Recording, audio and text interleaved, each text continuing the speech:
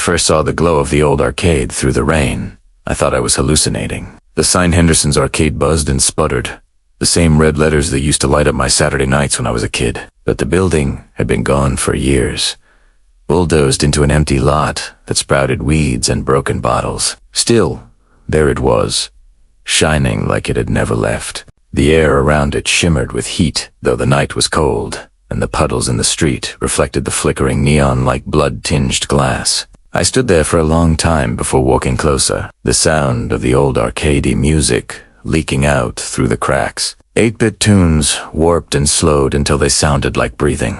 When I touched the door handle, it was warm, almost alive, and when I stepped inside, the scent hit me first.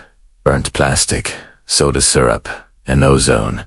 That strange smell of old wires, overheating. Everything looked exactly as it had when I was 13, Sam Machines, same faded carpet butt. It all felt too bright, too sharp, like the air itself was waiting. Then one of the machines lit up, a cabinet I used to love, Time Runner. Across the screen appeared words that made my stomach twist. Welcome back, Daniel. It had my name, even the spelling I'd stopped using years ago. I laughed, a short, nervous sound, and told myself maybe someone had rebuilt the place as a retro exhibit. But the laughter died when the cabinet screen flickered the black, and a new message appeared. Player 2 has arrived. I turned around, expecting someone behind me, but the arcade was empty. The sound of tokens dropping clinked somewhere deep in the rows of machines, and the lights above me dimmed. I called out, half joking, "Is someone filming a prank?" My voice bounced back, slightly delayed. Then I noticed the mirrors. There had never been mirrors in the old arcade, but now panels of glass lined the walls, catching the reflections of the flashing lights. My reflection looked off, a second behind, as though it were thinking about how to move before I did. When I lifted my hand, the reflection smiled before I even began. That's when I saw it, the thin scar above its eyebrow.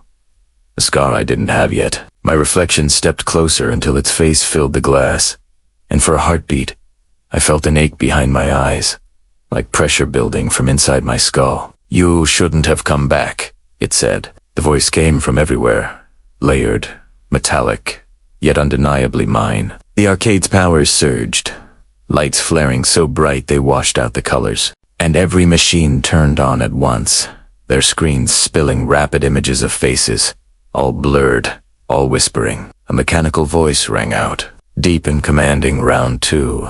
Begin."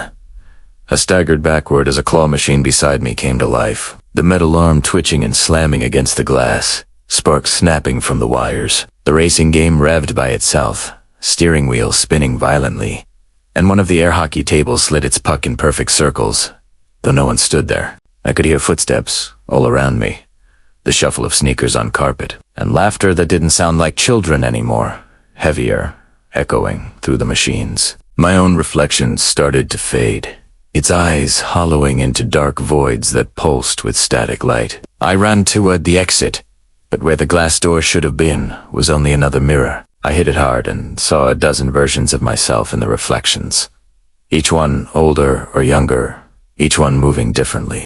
Behind one of them, I caught a glimpse of the man I'd seen in that dream. Older, tired, eyes sunken, a cut above his eyebrow matching the one on the reflection. He reached toward me from the other side. The glass rippled like water, and cold air poured out, smelling of rust and dust. My fingers went numb as the surface of the mirror softened around them. I tried to pull back, but something inside was tugging, gentle at first. 10 Stronger like invisible hands gripping my arms. My older self smiled sadly. "It's not your turn yet," he whispered. Then he pressed his palm to the glass, and the temperature dropped so fast my breath froze midair. The next thing I felt was motion falling, sinking, the lights above twisting into ribbons. When Primera landed, the room looked the same but reversed, every sign backward, every sound muffled. I was standing inside the mirror. Through the glass I could see the real Arcador, what passed for real empty, now except for a man walking toward the door. He had my clothes, my face, even my nervous twitch of adjusting my collar.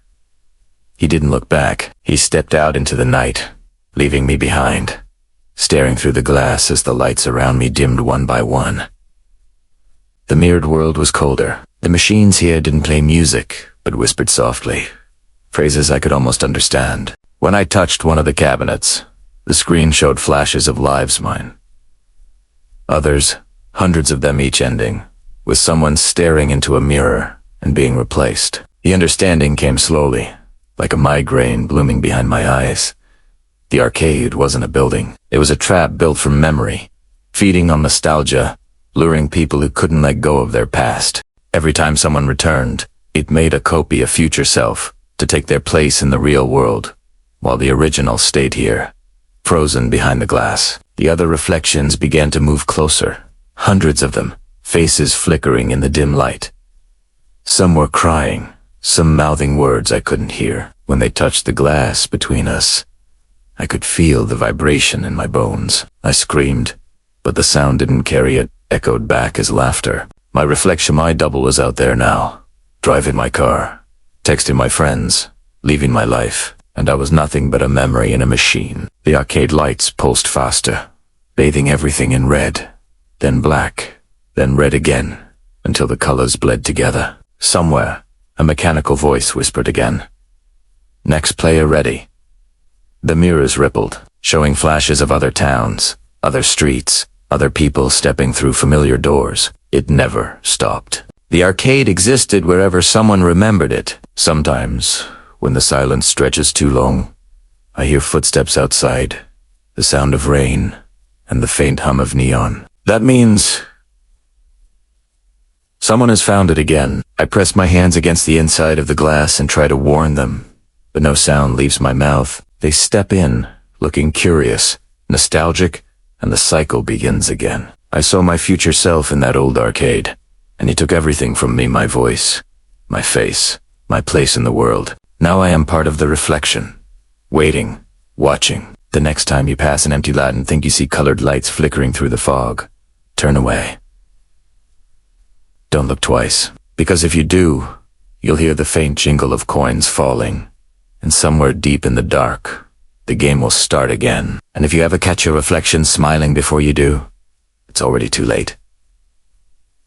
The mirror remembers, the arcade remembers, and the future self, it shows you. ISNT coming to warn you he's coming to trade places. Soft static, the hum of an old game restarting, narrator whispered.